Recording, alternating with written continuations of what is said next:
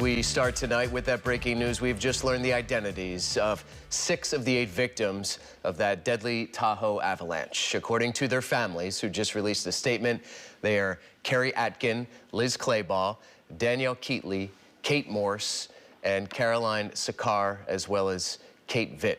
We've also confirmed Kate Vitt is from Greenbrae in Marin County.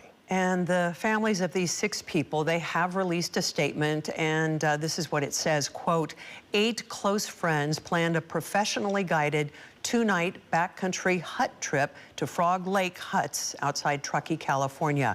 The trip had been organized well in advance.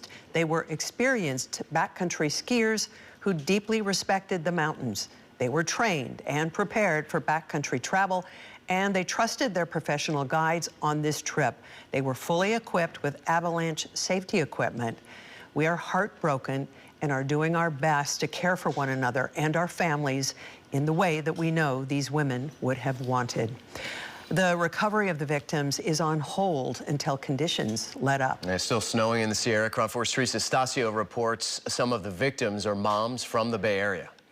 Just devastated for everyone affected, and we're just sending so much love out to all the families. On Thursday, Mill Valley business owner Tysa Wright sharing community heartbreak.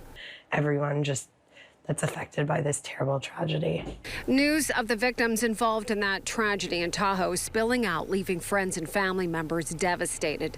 A massive avalanche described as large as a football field swallowed up 15 people on a backcountry trip in Castle Peak. Rescuers found 6, rushing 2 to the hospital. The victims were between the ages of 30 and 55, including mothers from the Bay Area. Mill Valley's mayor saying, quote, our heart in Mill Valley goes out to the families that have been impacted. It is a huge tragedy and a huge loss, end quote. In nearby Kentfield, neighbors say another victim's young children attended Basic Elementary School, adding the mom was a kind and considerate person. Reached by phone, the brother of at least one victim declined to comment, asking for privacy during this unimaginable time. Another victim, the spouse of a first responder. This incident has specifically struck our organization and that team hard, as one of the 9 missing decedents is a spouse of one of our Tahoe Nordic search and rescue team members. In the meantime, the grieving is rippling through, affecting so many in its wake. Mill Valley's a tight-knit, small community. Whether we know each other by name or not, we know each other from our hikes or grabbing coffees in the morning, and it's just devastating. In Mill Valley, Teresa Stasio, KRON 4 News. And new tonight, Governor Newsom says family friends of his are among the people in the avalanche.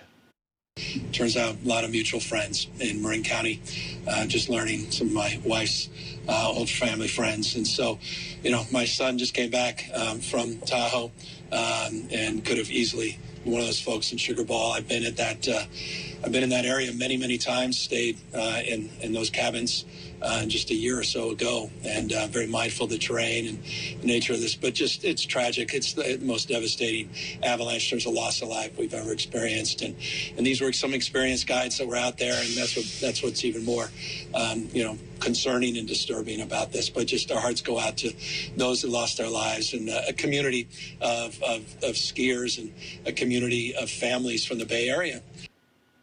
Governor Newsom says he is in touch with local sheriffs and the teams overseeing recovery efforts, and he is urging all Californians to follow warnings and advisories. Well, the Nevada County Sheriff's Office says that the bodies of those victims cannot be safely extracted off the mountain today because of the dangerous weather conditions up there. One skier is still missing, but is presumed to be dead. The victims, who range in age from 30 to 55, include mothers from the Bay Area, as Teresa mentioned. 15 people were on a backcountry ski trip on Tuesday morning with Blackbird Mountain Guides in the Castle Peak area. The Nevada County Sheriff's Office is going to investigate the company's decision to proceed with that trip despite an avalanche warning. We will be speaking with our reporter live from Nevada County in just a few minutes. backcountry avalanche warning. It is still in effect until Friday morning. KARN 4's Chief Meteorologist Lawrence Carno has a look at the conditions in the Sierra this evening. Lawrence? Yeah, extremely dangerous out there. There's just no other way you can say it. I mean, they've had tremendous amounts of snow. First, we had that first storm system come through. Some places had as much as 4 feet of snow. In some places, the higher peaks as much as 6 feet. And now we're adding on to that. By the time this storm is said and done, we're talking another 2 to 4 feet. This is a live look at Echo Summit. You can see some of that snow is actually piling up there on the lens. Just a tough time to get up in the high country. Not too many people are getting up there right now. Of course, chaining up just about everywhere you go.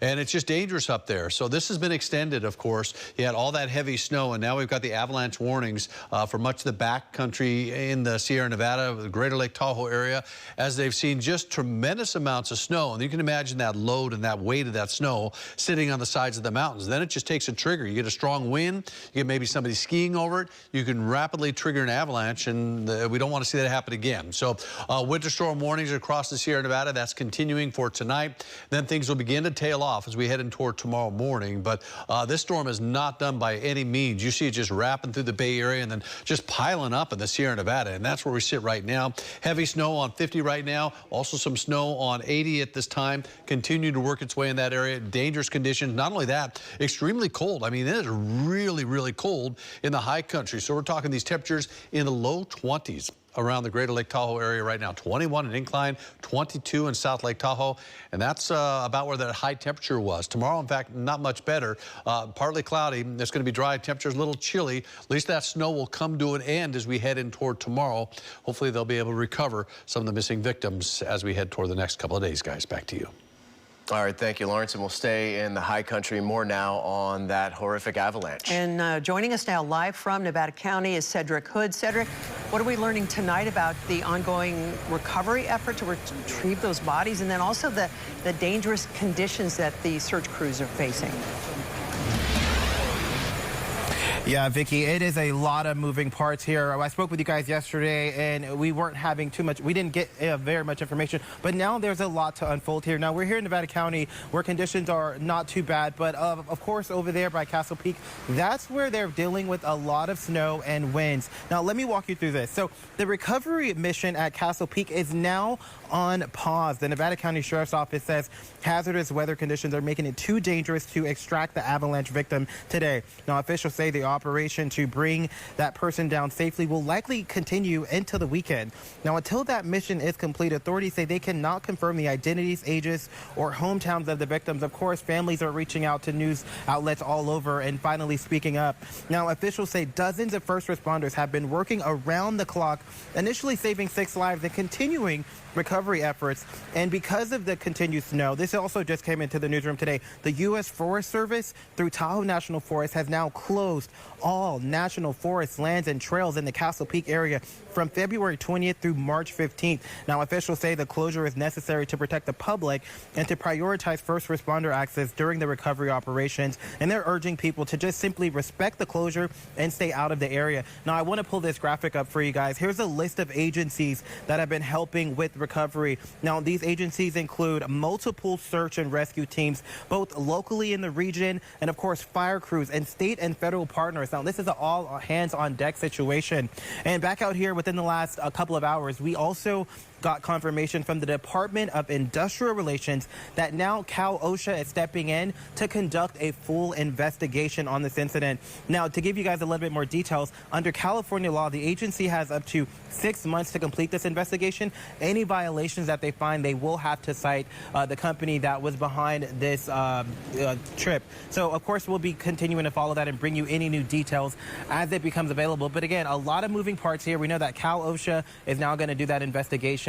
U.S. Forest Service has stepped in and closed different parts of the mountains. And, of course, we'll be out here live getting any new updates as we can. But for now, reporting in Nevada County, Cedric Hood, back to you.